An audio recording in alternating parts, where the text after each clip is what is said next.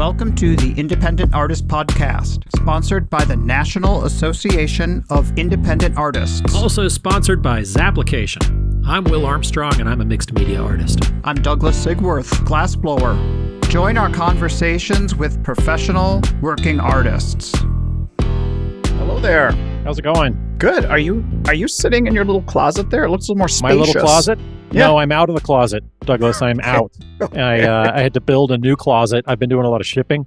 And so I slowly deconstructed my closet and had to ship it. And so Temple Bethel has my current sound booth, if you will. Okay. All of my stuff went into boxes and shipped to them. Those ladies running that show could not be any more lovely. I'm a huge fan of that show. So me too. Fingers crossed that it's lucrative. But I hope it's good for you. I really miss out being there. I've had to snooze a lot of my social media posts this past 2 weeks, seeing all the fun in Florida. I'm not doing Florida at all. It's nice to be home. That's true. Do I look a little tanner? Am I a little tan? You do have some color. Even over a Zoom here, I can see some color. That's right. Went to Mexico for a week with my lovely wife, just to kind of reset. Nice. It was a tradition we have not been able to do since before COVID. So went and had a little reset vacation and used up some airline and hotel points and went and ate quite a bit of fresh food and Mexican food and seafood. I eat pretty much seafood every meal because I'm in a bit of a seafood wasteland here in New Mexico. Sure. Yeah. Well, did it work? I mean, do you feel recharged and ready to face the year? That's good. Yep. Ready to go. You know, I did not sit down on the beach and come up with ideas like I have in the past. I got the ideas, but let's just get to work. That's kind of what I've been struggling with. I'm sick of being in my head. I'm sick of thinking about things. I am all about wanting to get out there and just get to it. I'm ready to have some action. Mm-hmm. But what's helped me this week with that, to slow my roll, is I saw a 60 Minutes interview with Rick Rubin. You know who Rick Rubin is, right? I'm sure he's... Yeah, I love Rick Rubin. Everything from, the Beastie Boys to the Avett Brothers. Do you know anything about his personal style? Kind of who he is as a person? Yeah, a little bit, but only snippets, here and there. Like I catch a snippet of an interview. He produced one of my favorite Tom Petty albums, the Wildflowers album. And what I remember from him was Tom Petty was like, all right, well, use the keyboard and let's get some strings in here. And he's like, you're fucking Tom Petty. We're not going to use the keyboard for the strings. So they go and they hire the LA Philharmonic to do the strings. Interesting. Because it's like, well, why not? You can afford it. Let's make it sound right. So he boils things down and gets to the very basic root of what's good about an artist is what I love. They featured him on 60 Minutes, and he's got a book coming out. The book is called The Creative Act, A Way of Being, which I can't wait to look into that. Because he reduces things down, but the biggest thing with him is all about removing the distractions. And there are so many distractions in this business. Looking into what's going on out in the world can really stifle the creativity. That is going to be my New Year's resolution, is to remove those distractions. Shut the phone off, leave it across the room, leave it in the house, for crying out loud. The whole idea of just clearing away the clutter and just seeing what special stuff comes up, what new surprises come out of it. He's an amazing producer, and it doesn't matter whether he's producing Jay-Z, 99 Problems, which was his kind of throwback, bringing heavy metal back into hip hop, or whether it's cutting like the Avett Brothers or Tom Petty down to the most raw form, or Johnny Cash. He completely revitalized Johnny Cash's career. So I love that to hear Johnny Cash sing that 9 Inch Nails song in such a different point of view was just brilliant. He recognized that Cash was an interpreter of song as much as he was a writer, but like Elvis was like one of the greatest interpreters of song of all time. Johnny Cash the same way. And hearing Johnny Cash sing "Hurt," it becomes not about heroin abuse, but about the loss of his wife and him coming to the end of his life. So Rick Rubin always kind of brought that out. I can't wait to read that book. I'm not kidding now. I mean, I was joking last week we were talking, and now I'm like, fucking A, Independent Artist Book Club. Let's do this. Sure. In the talk that resonated with me, he tries to come at it from a totally clean slate. Every like if he's got a bunch of demo tapes or whatever. I think you mentioned Tom Petty earlier. Wildflowers. he listened to this whole demo tape, and he came back to him, and he was excited because out of that whole demo tape, most of it was nothing in Rick Rubin's mind, but this one guitar riff. Yeah. And he goes, this guitar riff is going to be your whole new direction. So he could pick out these seeds that then blossomed into making somebody the best that they could be, or what their actual unique sound was. And really, if there's too much distraction going on, we can't be in tune with that creative voice. Right. Yeah, I'm with that. You know, when I was talking about going down to Mexico, and it's like one of the big things that I did was leave my phone in the room and go down to the beach, and I just swam, and I read, and I hung out with my wife, and I had some beers. Like real experiences. Like, yeah, you know it just kind of opened. And the thing is, man, when you go back to your phone, it's like you look at it and you're like, you know, what if I got like 3 alerts here? I'm like, well, did I really need to know that you posted another promo for the podcast? I didn't need to That'll know happen it. whether you're present or not. Whether the sun is shining or not. Absolutely. Yeah, right. Going down. But man, speaking of social media, you mentioned this to me earlier. You were wanting to talk about some of the things going down. Well, it seems like lately people are getting a little heated around some topics, like the whole taking photos in the booth again. I mean, what are your thoughts about it? I've got 2 thoughts. Okay. All right. One of my thoughts is, you know why people are getting heated? It's because it's January. Yeah. And they're lot chomping at the bit. Yeah. There are, like, I'd say there's a good 80% of the art show artists that work from March to end of September. And that gives you October, November, then the holidays with the family. And then the stress of January coming around, all the goddamn booth fees are due in January. You're basically, we are a store, right? We're a store that's open maybe, I don't know, 8 to 15 weekends of the year. And our business expects the rent to be due for that entire year coming up in January, right after the holidays. So you've got that stress going on. Nobody's working. The bank accounts are getting thin. Oh, real thin. We start to, completely depleted. And all these, you're lucky enough to get into a good show season. You got to pay for it ahead of time. So I had to bring that up in order to bring up, I don't know that people are really that angry about photos and booths as much as they are just sitting at their goddamn screen, just looking at it and gnashing their teeth. Right. So anyway. And maybe if somebody is feeling strongly one way or the other, that somebody might just ignore the other point of view if they weren't already so hypercharged and rearing for a fight. Right. Exactly. So you ask me a question. So then back to the actual, the whole point of it is, what do you think about photos in the booth? How do you react to it? 90% of the time, the people who are taking photos of the booth are sharing it with their husband or wife to see if they want to buy it. Right. Why would we want to shut any of that down? Yeah. Don't share it with your husband. Tell him to go away. Both of you, get out. So no, I don't hang anything in my booth that says no photos. I don't say, I've said this before on the podcast. I don't say no in my booth. I don't ever say no to anybody. So if somebody even comes up and we're like, okay, my work is acrylic, it's ink, it's mixed media. Decoupage is when you glue some stamps or something to a lamp, right? I mean, it's not decoupage. So people come into my booth and they're like, oh my gosh, is this decoupage? No, it's not decoupage, but I don't say that. They're like, yeah, you're right. It is. It's actually collage work. So if they're wrong, I still say, yes, you're right. Is this a photograph? Yes, it does look like a photograph. Thanks so much for thinking that it looks that way. It's actually hand drawn. So it's always, yes, it's pumping them up. Maybe I'm an old hippie, but signs everywhere. There's a sign. I don't care. You know, you're like, can I take a photo? Yes. And then they bring out the soft lights and start framing it up in their HD camera. Like, now hit the road. Whoa. No. Or I shut down the drive-bys. I mean, I'll walk up to somebody who might just be walking by with camera in hand just to sneak in.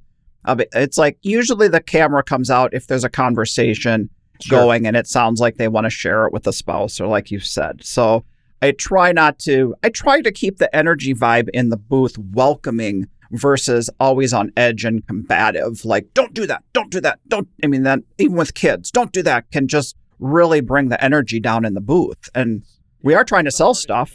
In spite of how I sound on the show, I try not to be a jerk. Like, I really focus on not being a jerk, and I try not to, try to be likable, try to be open and honest with people. And the other point about it that hits me is we work so hard to create original work. Sure. And we find a way that we can get it in front of people's faces so they'll buy it. But then to be completely riding the line of, when is it seen too much? Do you not put it on social media? Do you not put it on a website because you don't want it to be stolen, quote unquote, or copied? It is something that gets in the way of that interaction of your designs getting in front of the buyers. I feel like if it's like you're trying to protect it from being stolen all the time. I've got a very dear friend that's dealing with this whack-a-mole thing right now where their designs have been stolen, like off of their Instagram, off of their website, sent to China and mass produced. And now that artist is going through, and they literally are playing this kind of whack-a-mole game where they're going to all these people who are now trying to distribute their designs and being like, this is stolen, this is stolen, this is stolen, and they're getting it taken down. They've had these certain things approved, but I mean, it's an awful feeling. So I get it. And my designs, if you shoot it correctly, or you take it off of a website, or you take it off my website, or even Zapp's. I mean, here's a weird story for you. Okay. I was chosen years ago as the poster artist for a prestigious show. And they're like, hey, we want to use this on this image. It was one of my Zapp images for the application. I'm like, awesome. Let me send you the high res. I sent them the high res and they didn't use it. They used my Zapp to print the poster. Okay. And so it's like, look, 1920 by 1920, we have all people complaining about it's resolution. Not high res enough to do professional. You wouldn't think it was, but it looked great. Did it? And okay. I could tell by the little corner image because I dusted my signature out of it. Oh, yeah. And I sent them the high res with my signature on it. Yeah. And, you have to, obviously, when you're applying to Zapp, you got to have your signature dusted. Yeah. Whatever. So it aren't any marks on it. So, and I was like, oh my God, they used the wrong thing and it still looked great. So our stuff is out there. Yeah. It's super stealable. Yeah. I respect other people's opinions on how they feel on whether they want to have pictures taken. It's already out there. Other people. Yeah. I don't hold it against, because I'm not a 2D artist and my work is difficult to steal. So I understand it is a real issue for people. Pardon me? Whatever. I'm going to 3D print it out of plastic. There you go. Hey, you were brought up the poster artist thing, and I do want to give a shout out to our past guest and good friend, Ben Fry. His image is being used on Coconut Grove's promotions and poster this year. So congrats to him. Congrats to him. And also congrats to Coconut Grove. Because for years and years, they would go outside of our community and get some artist that they thought it was just somebody fun or whatever, and they'd sell their images on coffee cups and like more commercial and all that kind of thing. Very commercial artist. Yeah. And the fact that Camille Marchese is taking that show and doing some things with it that she, I believe, learned from her experiences at Winter Park and is starting to prop that show up. I just feel like it's amazing to have a show of that caliber back in such good hands. So hats off to her and the rest of her team for that decision, and a huge congrats. It's definitely a thing that puts art in the forefront again, which is what we want from our art fairs and festivals, is to make it be not a big entertainment event, but an art event. And one of our own. too. Yeah, I mean, Benjamin is like, his work is it's really suitable to posters. It really it brings that kind of excitement and entertainment value to it as well. He's done a couple in the past that I thought of. He did Des Moines, and he's doing this one, and I'm excited for him. I'm excited for the show. Yeah, that's great. So another thing I saw recently was there have been several art fair mock juries that have been going on, some privately, and I know like St. Louis has done this, and I was reading some threads about how people reacted to the comments about the booth image. I know we come back to that from time to time where people have opinions about it, and some of the reactions, Will's like, oh, I got one. The whole issue about the booth image is, we're trying to get into a show. We're trying to show our actual real booth, but then you start getting feedback from, well, there's too many pieces in the booth. It's too crowded. There's grass in the booth. It's like, Are we being told to stage a booth so that it's acceptable? And then do we show up with a staged booth, or are we really showing a real booth? What's the deal? I was at a Howard Allen show and talking to Debbie Allen, and she comes over to me and she was like, she's just bitching. She's just complaining, just bitterly complaining about like just has cartoon curse words and bubbles coming out of her mouth. I'm like, what's going on? And she was like, look at your neighbor. And he had these blue plastic tarps up as his walls. And he had his paintings with hooks, like drapery hooks, just jabbed through the blue plastic. And he's hanging all this stuff. It was a hacky booth. Yeah. So, and she was like, look at this guy's booth shot. And there's the fake booth shot with the pro panels and the carpet and all of this stuff. And he doesn't even own it. It's just a photoshopped booth. And there are services online of people who are doing that for people and just putting together some nonsense booth. And it's ridiculous. Yeah. The booth shot to me is only context. It shows me the context of that and be like, oh, now I understand. And so if you have all of these fakers who are out there faking it and they're trying to tweak it the certain way and cut the grass and do and Photoshop level it out, it's like, it's not only is it dishonest, once you get into the show with your bullshit blue plastic drapery hook booth, you're not getting in again. I understand your point about that. I mean, that's so blatantly counter to what the booth shot is for, to show up with a booth that was completely fabricated. But what about those kind of in the middle who have a somewhat of a professional display? They're having trouble getting into shows and they're like chasing their tail with the comments. Like one thing I heard was, well, the work from the individual images need to actually be in that booth shot. Well, not all artists can have it that way, that the booth shot represents the exact jury images that are in their booth, unless they cut and paste and Photoshop work that was made and sold, original work that was made and sold. But it could still be the flavor. It's not like it's a complete departure from what they do. I mean, I make new work all the time, and you can tell it's my style. You can tell it's me. You're rolling through it, and you're like, okay, I use the booth image as, all right, here's my professional display. I feel like all of these services are actually doing people a disservice because I don't think it has anything to do with the magic application. If they're into you, they're into you. If they're not, they're not. If your style is recognizable. I saw a photographer online.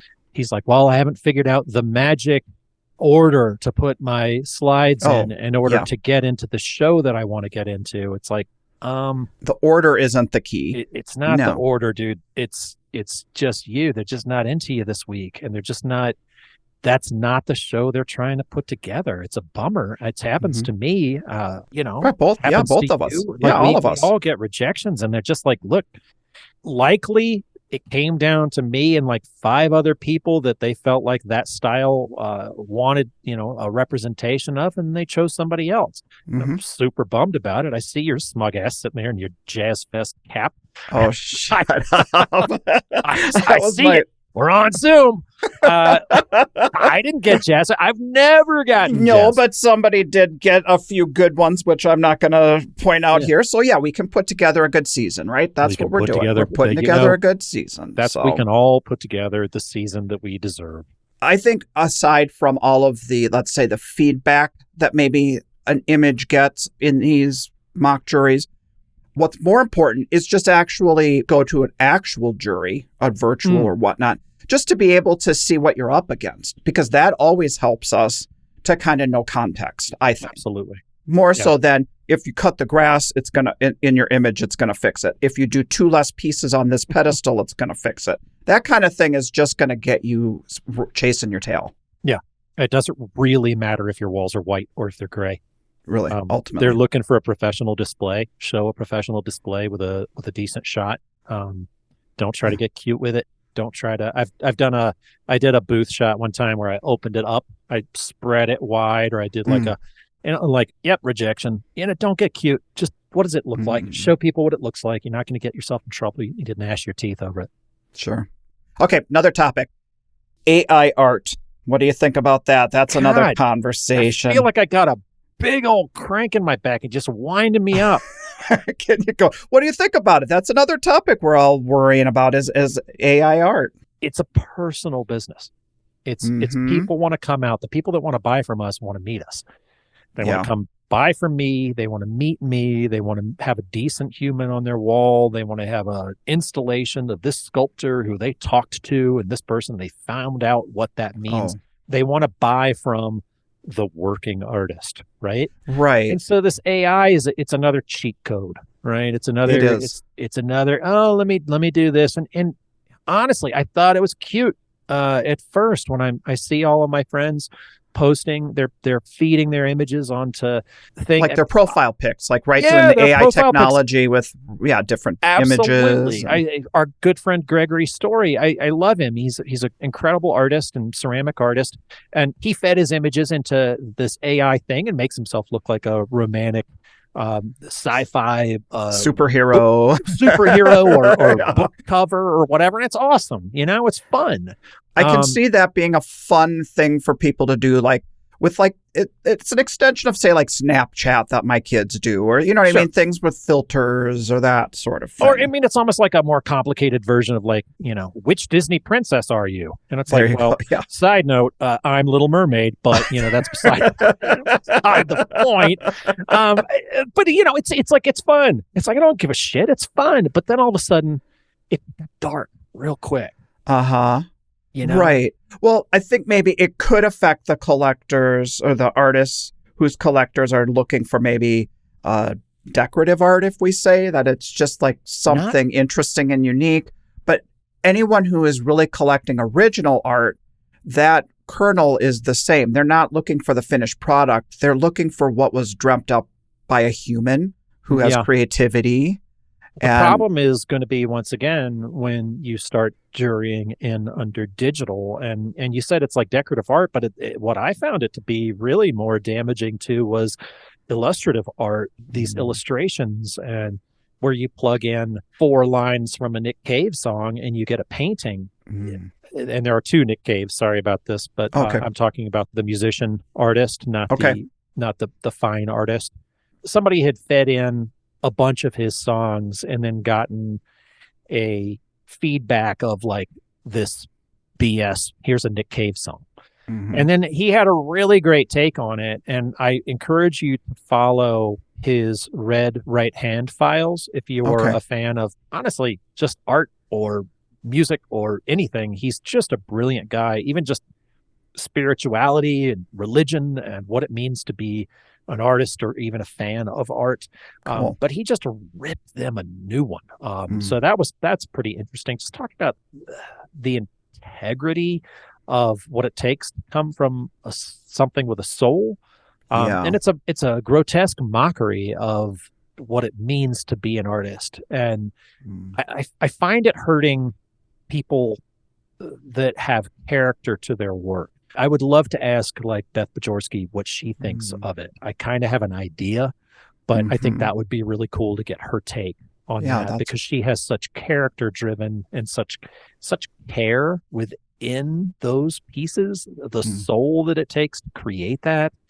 We already know there are cheaters out there. There are artists that are making their work in analog and then they're pitching it as digital so that they're the only people on the street that can sell reproductions in an originals only show. We already know those people are out there. And that hacks us all off. And I've talked ad nauseum about that being a short-sighted business model, because eventually people figure you out. Right. And you're not getting it. Yeah, you can't exist on an island.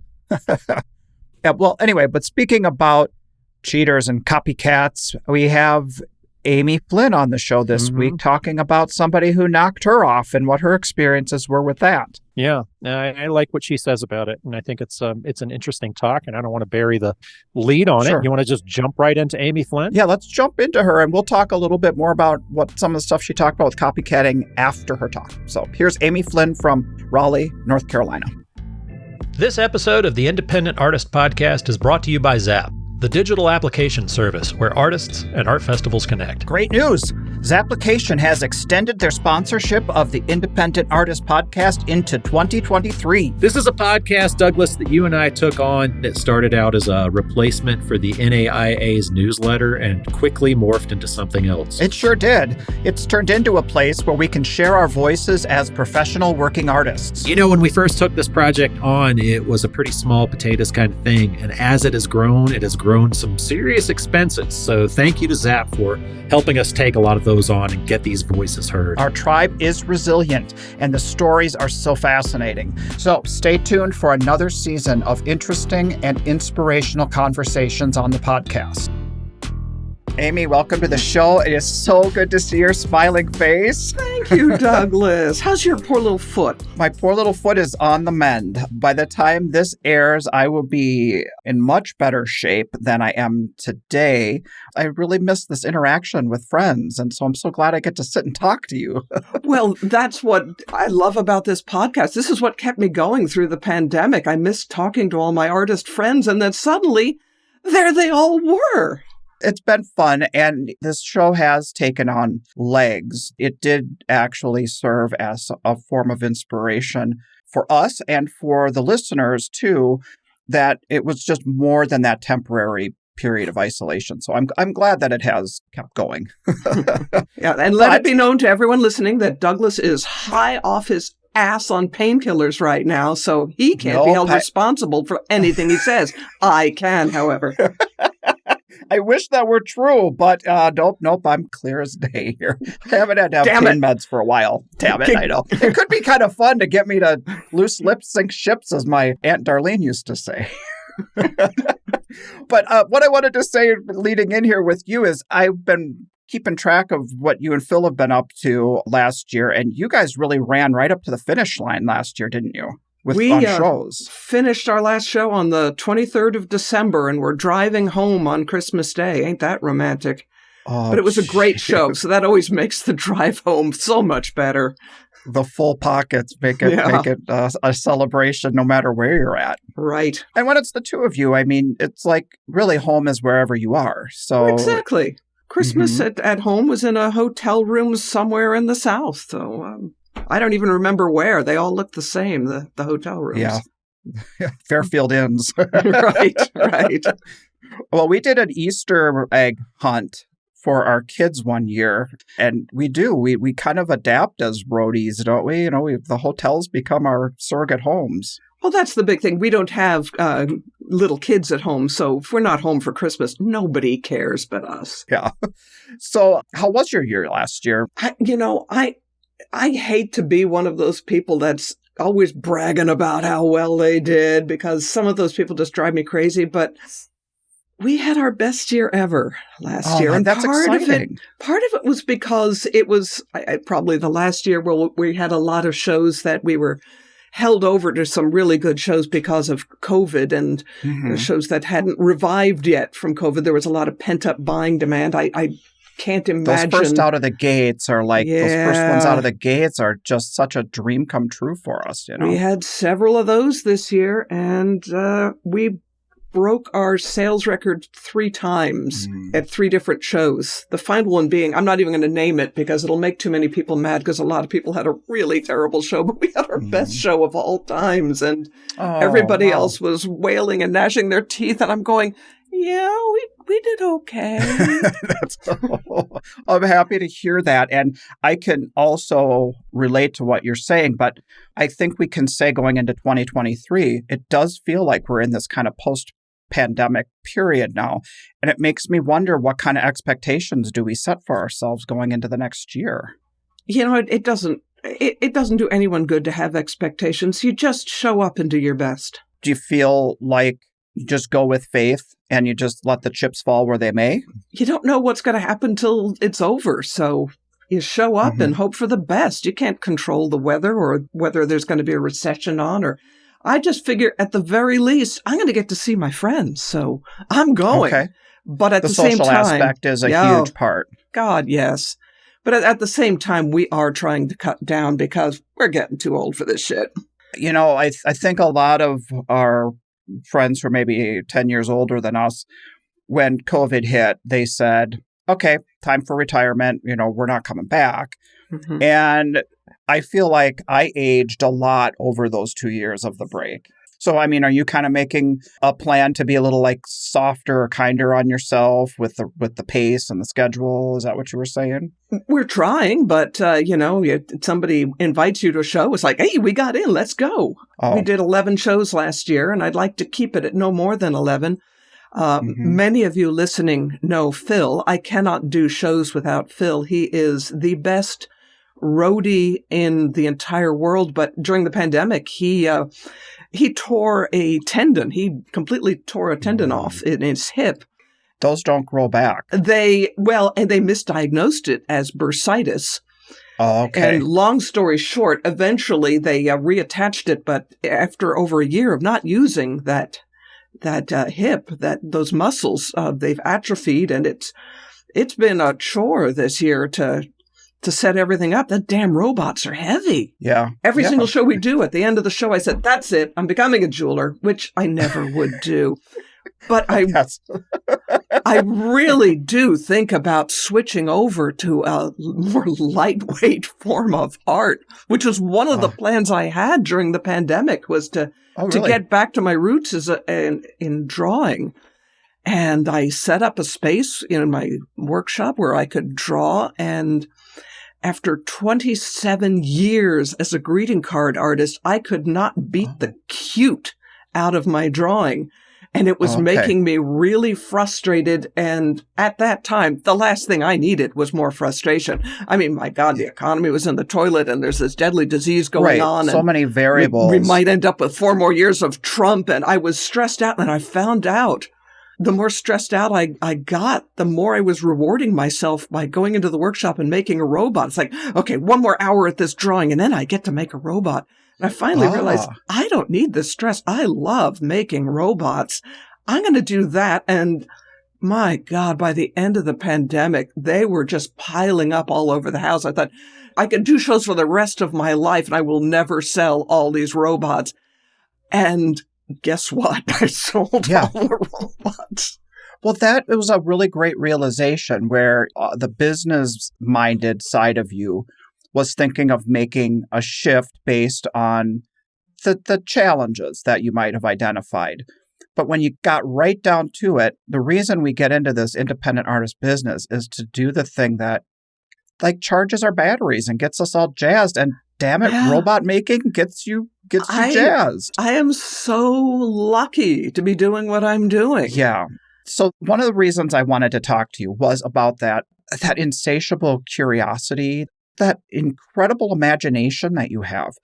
And I've been across from you at shows, and I feel like we share this in common. That is, when we see people walk by, not everybody, but we do get crowds that kind of their eyes light up and they walk in, and there's an energy and a vibe that happens. And I feel like you have that imagination with what you make, and people step up and they look at your pieces, and then they laugh, and then they smile. And then they ask what kind of drugs I'm on. What kind of drugs are you on, Amy? As I tell them, don't drink and drill. No, I don't do any drugs. Pot puts me to sleep, and that's about all I've tried. No, I think imagination is so foreign to a lot of people that they figure there must be drugs involved. And okay. But that's the only way to access it or something, right? Yeah. No, I found that to be quite the opposite, but that's just me. Mm-hmm. So you said you came from this corporate illustrator background. Tell me about that. I've been listening to every single one of your podcasts, and there are quite a few of the people that you've interviewed, including Will, had a background in graphic design and or illustration, as I did. And I spent 27 years first working in-house for companies like Hallmark and Current, if anybody remembers Current. And then I went freelance and was doing children's books and greeting cards and giftware. And I am much happier doing this. But I believe that the 27 years I spent as an illustrator has given me and has given a lot of art show artists a real leg up, because we are in a mindset of having to produce work with other people in mind. It's not just, I am just going to go in my studio and paint whatever floats my boat. And if people don't like it, then they're wrong. No, I come at it from a viewpoint of what do I like to do and what's going to sell? What are those diagrams when you've got interlocking circles? Venn diagrams. Right. The Venn diagram, yeah. If you can have a Venn diagram where you're in the middle of making work that is profitable, that there's a demand for, but that's also fulfilling you and makes you want to go into the studio every day, and that you're good at, that you have a talent for, if you can find that sweet spot in the middle, you are golden. So the illustrator background gave you skills of creating something with kind of a marketing idea in mind of what's going to hit, what's going to resonate with people. And also problem solving, because you get a lot of art directors that they don't really know what they want, but you have to figure out what they want. This is too gray. Can you fix it for me or something? They give you something vague. Show me something different. We could do an entire podcast on stupid art direction that I've gotten over the years. But that said, I mean, I know some of the fine artists look down on us street artists because we are literally selling ourselves on the street.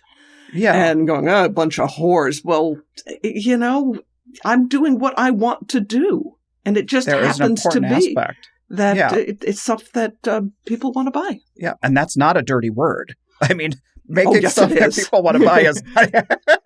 Yes, it is. Money's the dirtiest word.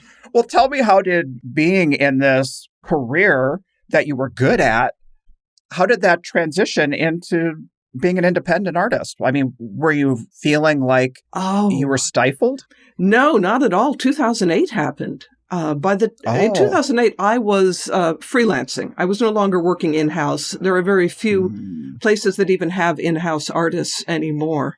I mean, Hallmark is down to just a skeleton crew. They farm everything out because it's a lot cheaper to have artists working on spec. So all of my freelance work dried up. But at about that time, I had started playing around with found objects, and I've always had this kind of bizarre fascination with robots. And I love going to flea markets because it's like a treasure hunt. I mean, if you go to the mall, you know exactly what you're going to find, but a flea market, you could find anything. And I used to make stained glass windows back when I was in college, so I know how to solder. Yeah. I did that for a little bit, and all of the cuts on my fingers and how slow of a process. I'm like, no, hot glass is definitely my lane. Well, it was popular back in the 80s when I was doing it. Now it's a hard sell. But it's just like every interest and every skill I've picked up in my entire life just sort of coalesced around these robots. Okay. And I found that I was much happier making them than I ever was as an illustrator. Were you making them just for yourself? Was it a hobby? It was just a hobby. And I had some very dear friends who owned a craft gallery here in Raleigh, and I showed them what I was doing. And they just sort of looked at me and said, "Why aren't you selling these?" And I said, I don't know how. And you probably didn't even know that they were like, we all know your work is good, but I'm sure at first when you made it, you're like, didn't even think it'd be something somebody else would want. You thought it was just for you, right? Oh, I thought they were great at the time. I look back at my early robots. I go, oh my God, I owe an apology to anybody that ever bought these. These are crap. Oh, but they were different. No one was doing anything like it. So I said, well, I don't know how to sell them. I quit the Girl Scouts because I didn't like selling the cookies, going door to door. And they said, well, you can do art shows. I said, oh, no. Every time I go to an art show, it's either 100 degrees or it's raining. I don't want to do art shows. And they said, well, you can go around to galleries like me. I said, no, did you not hear me about the Girl Scouts? You had this long list of no's. Exactly. And they said, well, we think the best thing that for you would be to go to a wholesale show. Oh. So I said, well, okay, that I could handle that. It's indoors, and people would be coming to me. And it's a way different vibe, too, because selling to people who are going to resell the work has a different level of kind of like distance than like the people who are going to fall in love and own it themselves. I did the Philadelphia the buyers market. Buyers Market of American Craft. It was 2009. It was just March, I think, of 2009. The two gallery owners that coaxed me into doing this, they set me up with an artist that they knew who did art fairs, and she and her brother did this work. And of all of the 1,200 people in the building, he ended up being, by total coincidence, in the booth directly across from us. Okay. So we spent the entire weekend running over to his booth going, Eric, what do I do? He'd give us good advice, but you need to be doing art festivals. So we kept trying to take him out to dinner or buy him a drink or get him lunch. And he kept saying, nope, I'm fine. And finally, at the end, I guess we were pestering him so much, he said, look, if you want to pay me back, the day you get home from this show on Monday is the deadline for the St. Louis Art Fair. I want you to take the $30 or $40 that you would have spent buying me lunch, and I want you to apply to this art festival. And if you don't get in, you'll learn something. And if you do get in, I'll tell you what to do. Okay. So naively enough, we applied. Right. Not necessarily knowing that this wasn't just like a local show. You're like traveling cross country to a biggie right off the bat. I didn't know it was such a biggie. I was so naive. I've told people it's kind of like saying, well, golly, I think I'd like to be in a play and then getting cast in a Broadway show. Exactly. Right. So we got in and bought a tent, and the first show was the most stressful thing I have ever done in my life. Yeah. You said you bought a tent. I'm sure you had to buy everything that goes into what you need to do to show up for your first show. Right. And you didn't want to do this, but the encouragement of somebody saying you need to do this. Right. That's a lot of risk. Yes. And I was digging into savings because I hadn't had any freelance artwork in over a year, and I was spending all this money buying parts for robots. Right. But the indoor show, the wholesale show, they had a rule that you couldn't use any power tools without getting the union involved. So I designed these columns that you will still see two of usually in my booth at every show, made out of corrugated tin that had this really sort of retro steampunk look to them. And they just screwed together. These columns, they looked like they were sitting on top of squashed octopi, that there were all these legs coming out of every single one to try to make them level.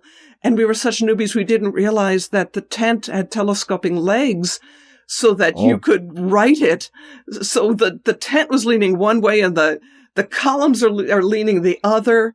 And then the other thing that the art show had that the wholesale show didn't was little kids.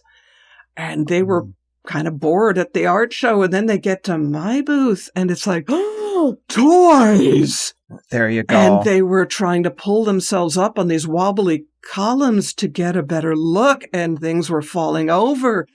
And on the opening night, a woman came in and swung around to look at something. And she had a great big bag off her shoulder and it cleared a column full of robots, and she spun around to see what that crash was and dumped an entire glass of wine on Phil. These are all like the learning curve in this industry. It's true. You know, it can't be underestimated how just showing up for the first time, what we know now after doing it for 15 years or 20 years or whatever, that you just take for granted. And everything was like a catastrophe at every turn. Right. I mean, at one point I realized that the kids needed to see what was on the pedestal. So I took some of them off and put them on the ground.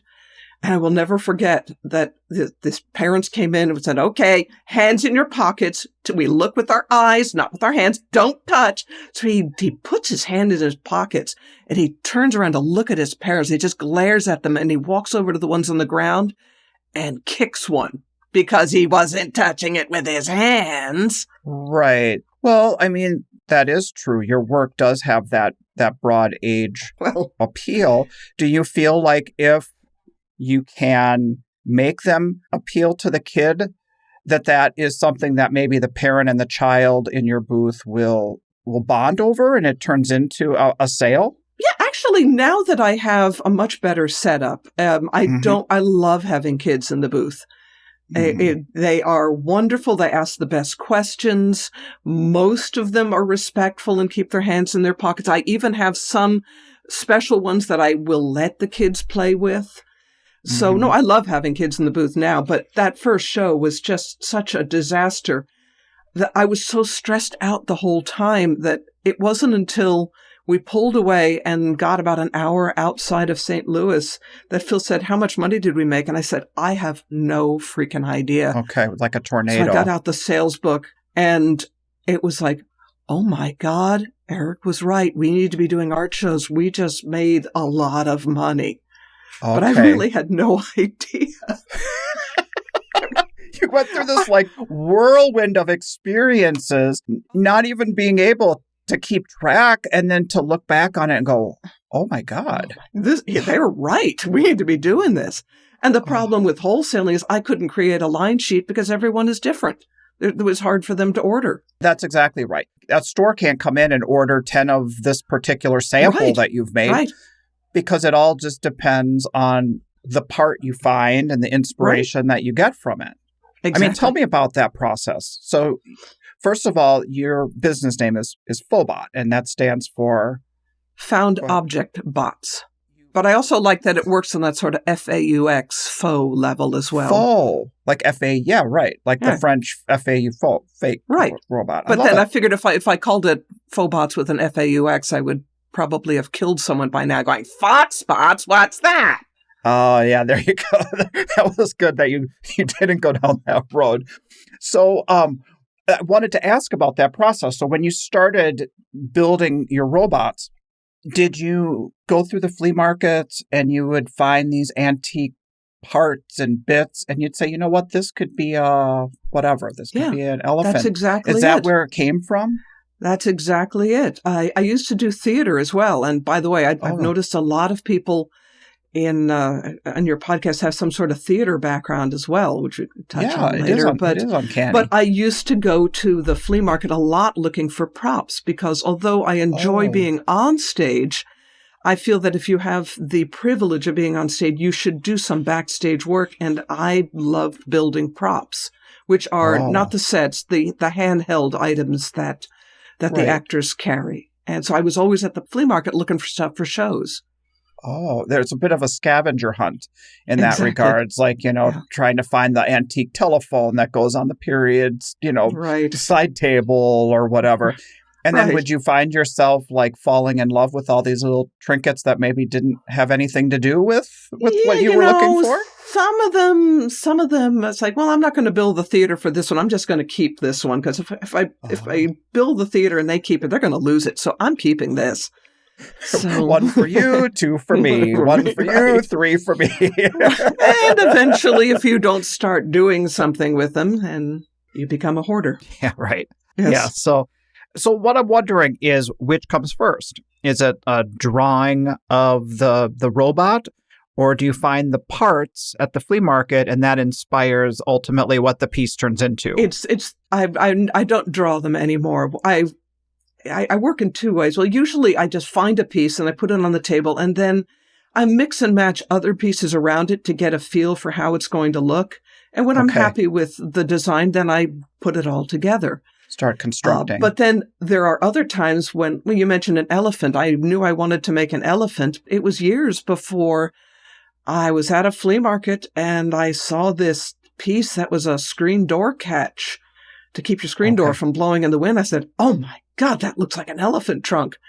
And then, then we do elephants. Yeah. So getting pushed in this direction to do the retail shows where you're making one-of-a-kind pieces and being an independent, how would you compare this lifestyle? What does being an independent artist mean to you versus what you knew beforehand with being an illustrator? I love the social aspect of it. That's my number one reason. Well, that and making a living, but I have met the most wonderful people. And I find if I stopped doing it, I would miss them. I would probably become one of those art show junkies that just flies into a show and walks around saying hi to my friends, and they'll say, "Where's your booth?" I said, "Nope, just here. Just here." So those connections, those are that's your driving force, aside from the fun of making the work, doing what we do in this kind of market. It is all about those connections. I wouldn't be key. talking to you right now without art fairs. Yeah, exactly. Getting back to your illustrator background, what kind of got you on the path towards that? Was it kind of a creative kid who needed to find a good job, so that was a career path for you? Is that what illustration was for you? My parents were very encouraging, but I don't think they were real crazy about the idea of me being a fine artist. They were much more supportive of me being an illustrator, where I might go and get a job and work for a company. Mm-hmm. And I ended up going to San Jose State University in California that was about an hour away from where we were living, and had one of the best illustration departments in the country, certainly in California. Mm. And there was always that tension between the fine artists and the whores who were doing it. Yeah, the sellouts. Yeah. Well, what was little Amy like? Were you a little creative? You said you did theater and all that stuff? Yeah. Well, I was drawing from a very early age, but the theater sort of came because of the drawing. In high school, the theater teacher saw my work in one of the display cases outside the art room, mm-hmm. and said, "Hey, could you do a poster for us?" And from there, it's a short step to, "Could you build these props? Could you paint this picture of Elwood P. Dowd and Harvey? Could you paint this backdrop?" So I joined the theater class. And eventually, after about 2 years, I was there all the time anyway, working on the sets. Mm-hmm. And eventually I said, "You know what? There's this little tiny part that in The Man Who Came to Dinner, where one of the two neighbor ladies who walks in with the calf's foot jelly, and she's on for about a minute. I said, I'm here all the time anyway. I bet I could get that part." Okay. And ended up getting cast in a huge part. Oh. So that was another, like, dipping the toe in the water, kind of like the wholesale thing, and then you kind of get pushed into another arena. And then the exact same thing happened in my adult life. I was living in Colorado Springs and working for Current, and I met Phil, and he was very involved with theater. Okay. He was a theater major at University of Texas, and nice. It was like, "Can you do this poster for us? Can you help me with this set backdrop?" And eventually it's like, "All right, there's this one little character that's just in the last scene. I'm here all the time anyway." And you're saying this is Phil's story? He had kind of the similar thing, what you're describing? No. This is me. He wrote me into doing all the backstage stuff, and then was like, "There's this little tiny role for a girl in the last act, and I bet I could get that." And it got cast in a much bigger part, and did a lot of theater for many, many years. I miss that too, but it's very similar to doing art shows, except that the auditions are much more painful than applying to a show, because you don't have to be there. You don't have to be there to audition for an art show. You just send them money and some pictures. You just get the letter back or the email back now. But you don't have to stand face front and see the rejection eye to eye. That is, I can attest to that. That brand of humiliation, that is tough. Auditions always made me so nervous. I had to generally take a Xanax or something just to get through them. But being on stage is completely different, because I always felt like it wasn't really me. It was this other person, and this other person always knew what to say. And where to go. Is definitely how an introvert can find themselves in the theater and be on stage. People will be like, "Well, that doesn't make any sense. How could an introvert be on the stage?" But you're taking on a different role. You're taking on a different character. It's not you. Right. You're just losing yourself in another person. Yeah. And the only time you'd get popped out of that is when somebody else forgets their lines, and suddenly you have to figure out stuff. To I don't know riff a what to say anymore. I had that issue when we started the podcast. I'm like, this isn't me playing a character. This is what I think, and this is my conversations and what comes to mind for me. And there is a vulnerability there that is just so different that I wasn't prepared for that part of it. So that's been kind of getting me out of my comfort zone. So you have a theater background too? Yes, I was a theater major at the University of Northern Iowa. I graduated as a acting major, and I pursued theater as an actor in Minneapolis, and that's where I met my wife. We were both working in restaurants. I remember that now. So many people have had a theater background. I forgot which ones did. Yes, so I also. It helps with the art show stuff too. I mean, it really does with talking to collectors and being right in the booth and connecting. Definitely. You mentioned introversion and extroversion. Well, I found the textbook definition, for me at least, of the difference between the two is like Phil and I. Phil is a total extrovert. He, at the end of the day of talking to people, he's gained energy from talking to people. Yes.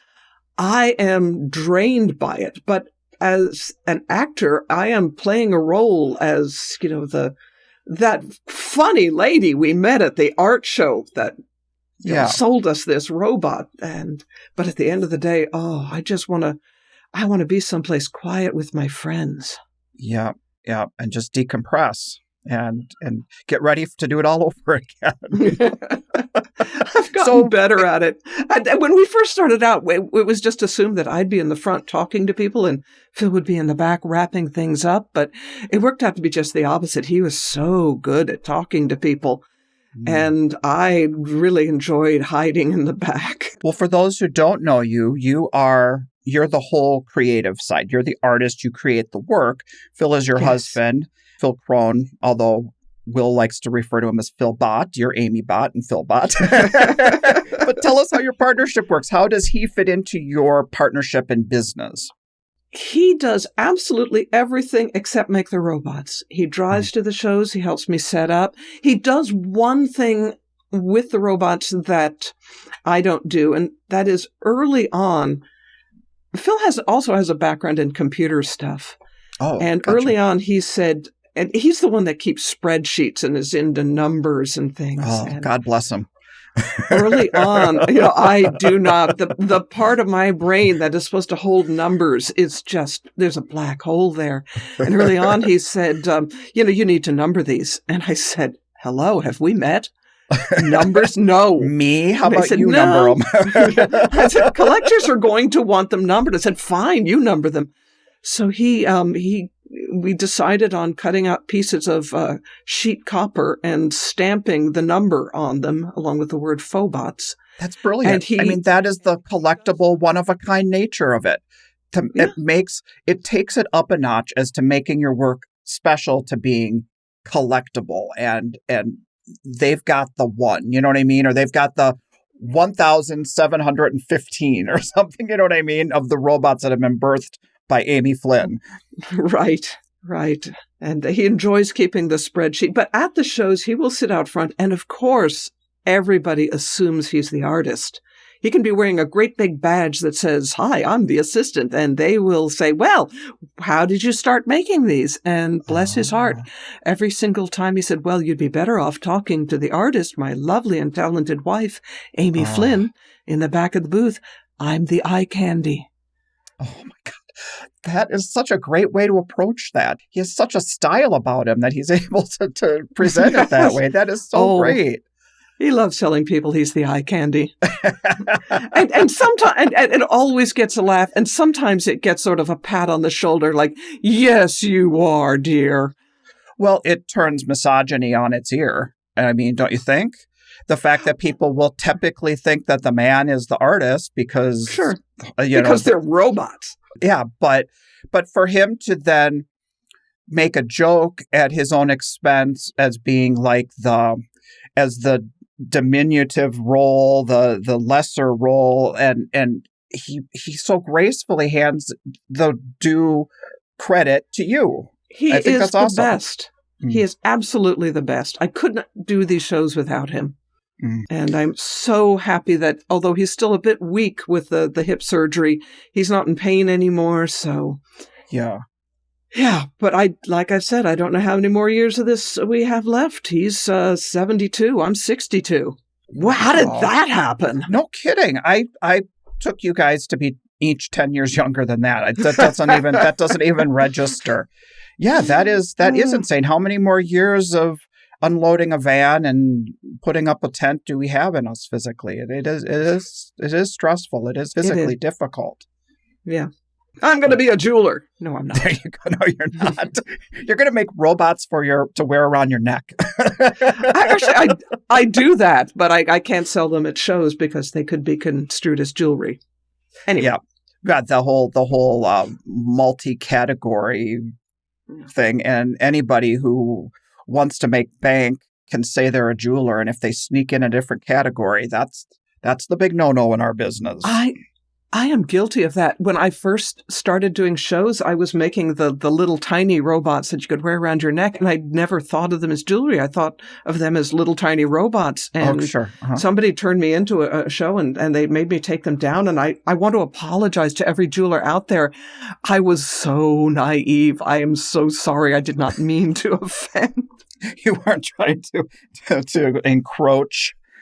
I wanted to ask about some of the characters that you come up with. Like, there's some iconic characters, like somebody like, let's say, Ruth Bader Ginsburg or whatever, where there are people who are important to you and you want to do a tribute or a piece that, I mean, what types of people or which characters in like real life influence you in that regard in your designs?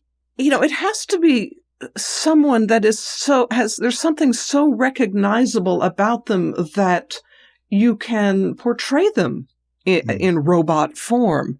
And I can't do that with many people. With Ruth Bader Ginsburg, her initials are iconic. Sure. And then I found some other stuff relating to the law that I was able to incorporate. But most of the time I don't do characters or individual people. I mean, I really enjoy doing a Wizard of Oz set when I can, because they are so iconic that people recognize them right away. But for the most part, no, I don't. I stay away from real people. Well, I really get the theater thing because it feels like you're creating characters. You're not just making a robot like, oh, this could be a shoulder, or this could be a head, or this could be eyelashes. It's like I try to give them personalities, but they're not always based on. You give them a whole script.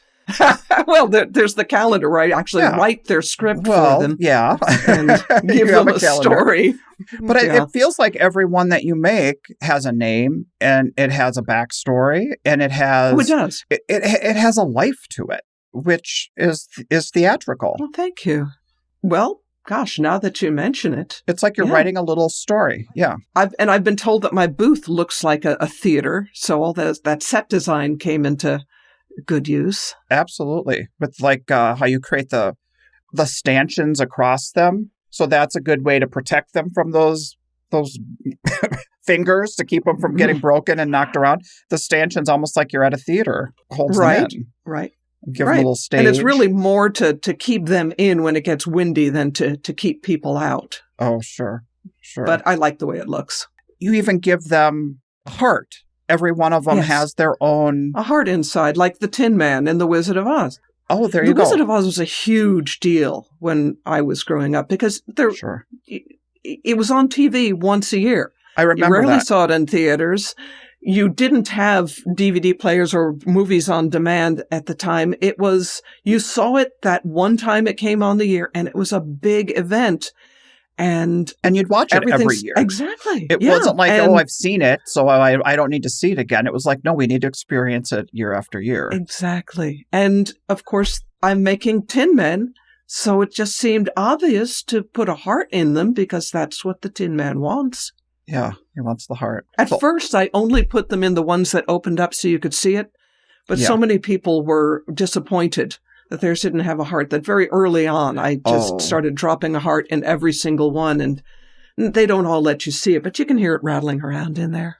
So even if you can't, let's say, open the body because it's meant to be closed, the rattling lets you know it's in there. A lot of the tins open from the top, and if I don't solder it shut, then people do tend to pick things up by the head, and then their body falls off. And that's a rough way to find out there's a heart inside. So you go to the flea markets, you find these objects that speak to you, and then you craft them and you put them together. And a lot of times you're using, let's say, old spice tins from, the 1940s or something. I mean, do you ever find that use of nostalgia just hooks people? Absolutely. I mean, I just started using the old stuff because I just liked the way it looked. Okay. But then when I started selling it in public, and people would come in and get teary-eyed. Oh, my grandmother had one of these, or she used this brand of spices. It's really gratifying to see people relate to the objects. I love that. That happened to us. That happened to Renee when she saw the cat that we bought from you a couple of years back. That spice tin was her grandma, and she had to have it. And it was so special to her, and it's special to us where we have it. It's that I really think that is an important part of making work for the public, is that you can't do it externally where you have to say, well, if I'm going to use this tin, there's going to be people fall in love with it. But if we connect to the sense of nostalgia and then the people come to it, you know what I'm saying? That they find us as opposed to us trying to find them. Yeah. Nostalgia has really been hitting me lately with artwork. Right. So now I'm going to bring up a topic that might be a little uncomfortable, and we'll just kind of waddle our way through it as comfortably as you feel on it. And that is, you're going about your business. You've had this evolution where you find yourself now at the road shows, and you're making work that energizes you. You're meeting people. You're forming a community, and your work has not been seen, and it's almost like it takes the world by storm. And then you start seeing your work, or people saying that they have your work, and you know that you weren't at that market, or you've never been where they said they bought it. Right. And you start seeing your stuff kind of popping up around the country at different shows. And we've used the term tribute artist. I love that so much. But how does it feel when somebody kind of knocks you off? Well, first of all, I have no issue with people making robots of their own. I think it's fantastic. More power to you. Have fun, kids. Okay. But sometimes it takes me years to come up with a design. Sure. And it is really discouraging when a couple of months later I go online and I see somebody's made a copy of it. Yeah. Because, they didn't put in the work. And they maybe don't even have the creativity that they can put in that work and make it. They just have to steal or take what they've seen. I'm not letting it bother me because, if it bothers you, you can do one of two things. You can let it eat you alive. Yes. Or you can sue. And I don't want to do either of those things. Well, and suing is so difficult because, honestly, unless you copyright every single robot you make, it's a costly and a process that no independent artist can really feasibly do. Copyright law is such that once a piece of art is in fixed form, it is copyrighted. If you want to get additional damages, you have to copyright it, but I'm not going to do that. Okay, yeah. What I've come to the conclusion of in the long run is that anybody who is a real artist, who has the manual skills, who has the vision, who has the sense of design to be a real artist, isn't going to be copying somebody else's work. They're going to be doing their own work. And the people that are copying, well, they don't really usually have the skills or the design sense. So the copies aren't as good. And really the only issue I'm having is that I can't even do shows in certain areas anymore because it has been so inundated by particular tribute artists, shall we say, that all I hear is, oh, we bought one from you 3 weeks ago at name of show I've never done before. Yes. And Phil will say, no, we've never done that show. He actually almost got into a fight once with somebody who said, yes, you were there. I saw you. Why are you lying about this? I saw this. No, we really have never been. So. Yeah. And I think a lot of us can run into, like, I'll say for me, someone will be like, oh yeah, I bought your glass at blah, blah, blah. And people can have this mistaken idea of what your work is just because, it was glass. And then they show you the picture and it looks nothing like your work. But in your case, it is so identifiable and it has its own vision. And then I'm sure you go online and you look at who they've referenced or whatever, and you're like, no, these are knockoffs. These are actual attempts at doing what I do. Well, and the name Phobot has become so synonymous with found object robots that people, and I have had so many times when people have bought one from a tribute artist and it's broken. So they look up Phobot and they call me and say, it's broken. And I've learned now to say, can you show me a picture so that I can see what parts I would need to order in order to fix it? And they send a picture and say, and that's not mine. It's not mine. Yeah. I had a woman at a show in Florida come in just with a really loud voice saying, I bought one of these from you at such and such a show and it just fell apart. And I said, I've never done that show. You're looking for so-and-so. And I'm back in the right direction. Really loud so that the other people in the booth wouldn't think I make robots that just fall apart. Well, she was obnoxious anyway. But that is the deal, too. You don't want to lose the 10 people considering purchasing your pieces to think this is legitimate and your stuff is going to fall apart. So you kind of have to be diplomatic on how you kind of handle it and get her out and move it along. Yeah, I just made sure to be even louder than her. Okay, so no diplomacy, just get out. Use my theater voice. That is not my robot. No, a couple of years ago, I woke up one morning and I turned on my computer and for some reason, I've got like 15 Facebook messages, which is unusual. Yeah. So I start clicking on them, and one of them is from Will, and they were all saying, "Amy, go to such and such." I guess it was art show jury evaluate where you go to get help with your jury pictures. Gotcha. Right. Mm-hmm. One of those evaluation sites. Yeah. Yeah. And I had like 15 people saying, Amy, go to this site. So I went there, and there is what at first glance I thought was one of my robots, but it wasn't. It was so close. I mean, right down to the purse that the robot was carrying. Wow. So people had your back. People always have my back. Oh. They don't need to defend me. Just if you see a knockoff at a show, just be nice to them. They're just doing their best. I'm doing okay. We just had our best year ever. So obviously it's not impacting my ability to make a living. So go ahead, make robots, but try to find your own voice. Yeah. You'll be much happier if you do. Well, right, because there's the integrity behind it. The satisfaction of making something, not just that you constructed and sold, but something that you dreamed up and sold. I mean, that's really the key right there. That's the glorification of the redemption behind it is that somebody wants what came out of your magical brain. Yes, my magical brain. Well, if anything, I think maybe it's provided you with a sense of resilience because, I mean, they can maybe take what you've done and what you're doing, but they can't anticipate what comes next. You know? Well, and I am grateful to the copycats because it has spurred me on to try to make better and better work, to try and make things that are more and more difficult to copy. So those are the puzzles you have to solve. You said being a puzzle solver has been a big part of your life. Yeah, so that's a puzzle to solve. Sure. And I hope I continue to evolve. I remember seeing an interview with somebody, I think it was maybe Pablo Casals, who was still practicing in his 90s. And somebody says, you're good at this. Why are you still practicing? And he said something like, because I think I'm starting to make some progress. Yeah.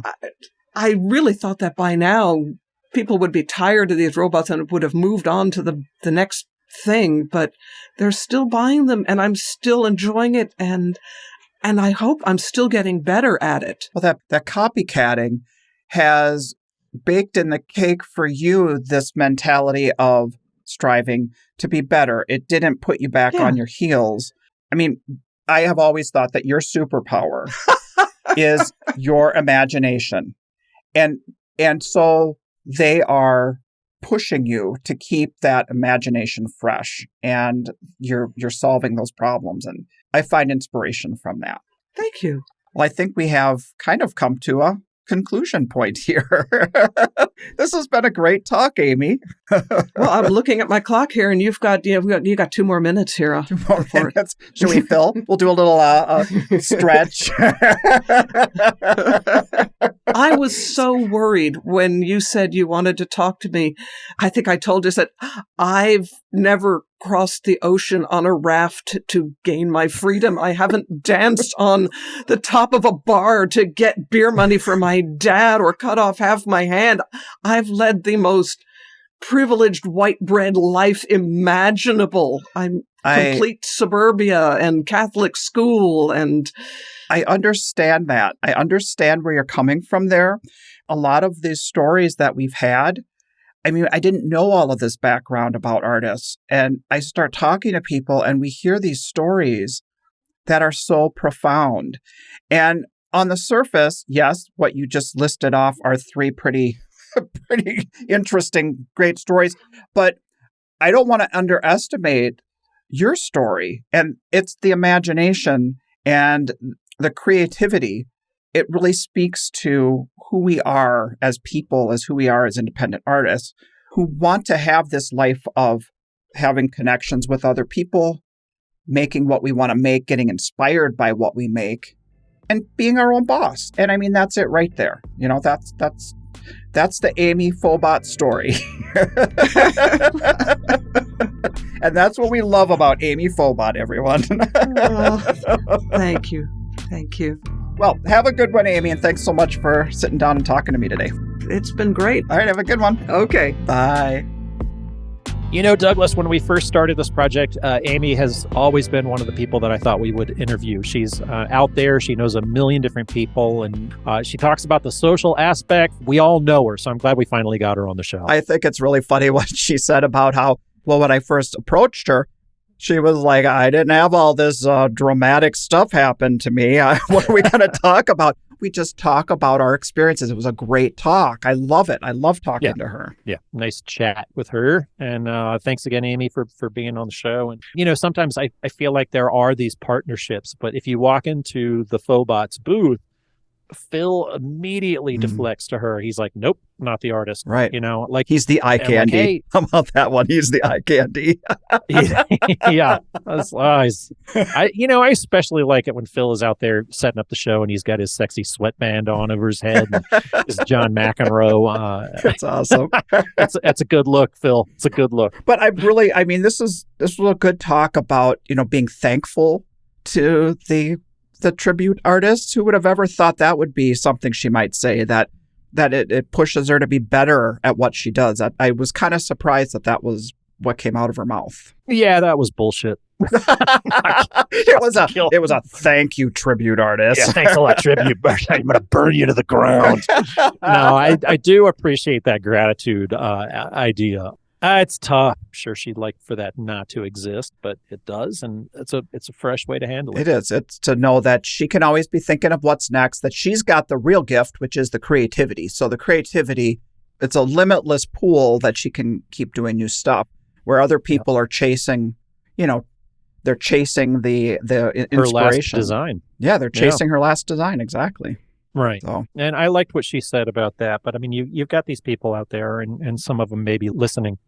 Look, you know, out there, if you're being ethically lazy, sure, you know, you're like, well, this is an idea, but this is like a different thing, so it's okay. It's okay if I do this because it's different. It's like, you know, deep in your heart that you didn't really come up with that. You know, there's one artist that I used to know pretty well, and I was fairly decent friends with them, neighbors, and they decided to just start ripping off another artist down to the paint color of their walls and the photography style and the frames.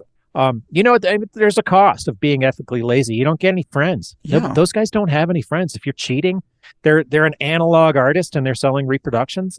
They're stuck in their booth. They don't really get to talk to people. They're missing out on one of the main portions of what even Amy says is like she misses the camaraderie. I know the social aspect is huge. Yeah, I know how much you're missing that right now. Mm-hmm. And it's a huge part of what we do. And the authenticity, it comes down to it for me, because this business is hard enough as it is, the setting up, the selling, the going on to the next one. But for it to feel like there's a hollow integrity or a hollow authenticity behind it, because that's really, for me, what makes me get back on the road after a bad show, or to really feel on cloud nine when I've had a great show. And that is the stuff that we dreamt up, Renee and I, it hit or it didn't hit, and I want to get another crack at it. You know what I mean? And it's all about that integrity with the work. And if that's missing, if it's all about just being a salesperson, man, you sure picked a hard industry to just sell stuff. Yeah. You know what I'm saying? Exactly. Once you just, if you're just about selling, there's a lot easier things to do. Just go sell hot dogs. Yeah, right. Well, on that fine note, I think that is a wrap for this week. Great talking to you, Will. Everyone else out there, have good shows, make big bucks, enjoy your time in Florida, and we'll see you the next time. That's right. Be kind to each other on the social media. Quit getting into your little bitch slappy fights. March will be here before you know it. Yes, it will. This podcast is brought to you by the National Association of Independent Artists. The website is naiaartists.org. Also sponsored by Zapplication. That's zapplication.org. And while you're at it, find us on social media and engage in these conversations. Be sure to subscribe to this podcast to be notified when we release new episodes. Oh, and if you like the show, we'd love it if you would give us your 5-star rating and offer up your most creative review on your podcast streaming service. See you next time.